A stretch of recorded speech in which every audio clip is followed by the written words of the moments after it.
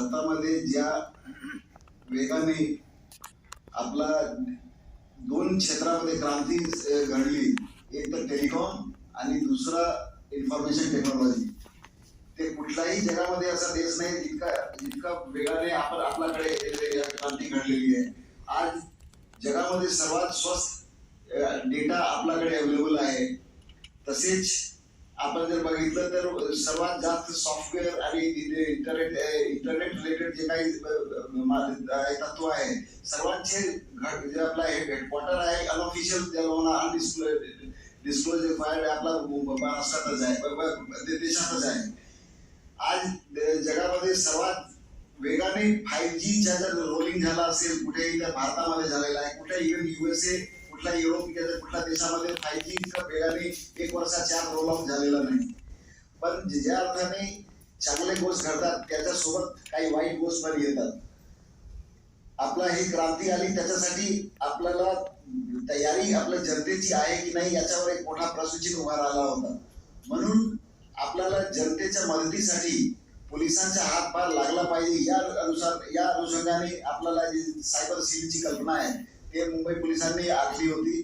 त्याचा हेतू एवढाच आहे की जनतेला कुठेही या दोन्ही माध्यम टेलिकॉम आणि इन्फॉर्मेशन टेक्नॉलॉजी हाचा जो संयुक्त जो उपक्रम आहे त्याच्यामुळे लोकांची फसवणूक कशी कमी ते कमी व्हावी याच्यासाठी हा उपक्रम आपण घडून आणला होता. आणि 1 वर्षापूर्वी आपला याला लॉन्च केलं आणि स्टेट बँकने आपला पुढाकार घेऊन आपल्याला हे सहकार्य केलं.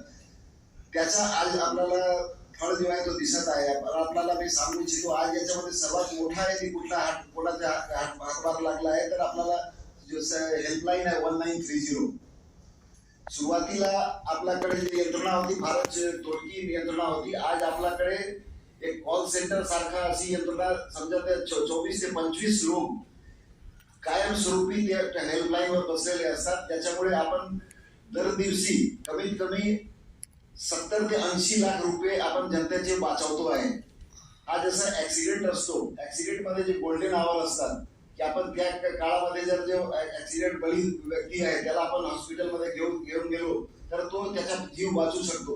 तसंच आपला याच्यामध्ये बँकिंग ट्रान्झॅक्शन मध्ये जितकं फ्रॉड आहे त्याच्यामध्ये जो गोल्डन आवर असतो 24 तासाचा, तर त्या काळात त्यांनी 1930 ला फोन केलं माणसाने आणि तर 100% आम्ही सांगू शकतो जितकं सगळे बँक त्याचे ऑटोमॅटिक लिंक आहे. त्याच्यामुळे ते पूर्ण देशाचे बँकिंग सिस्टम लिंक आहे त्या हेल्पलाईनमुळे. आणि तो एक रिक्वेस्ट आमच्या पोलिसांकडून गेला तर सर्व जे काही ट्रान्झॅक्शन असतात ते ब्लॉक होतात आणि तो आपल्याला जो बळीत व्यक्ती आहे त्याला परत मिळू शकतो. म्हणून माझी विनंती सर्व पत्रकार बंधूंना पण आहे की आपण हे 1930 जसं आपण 100 आणि 112 ला आपण ज्याला महत्व दिलं आणि याच्यामुळे जनतेला काही झाला मुंबईत सन्मान नंबर किंवा 112 डायल करतो आणि त्याला ते लगेच पोलीस रिस्पॉन्स तिथे मिळतं.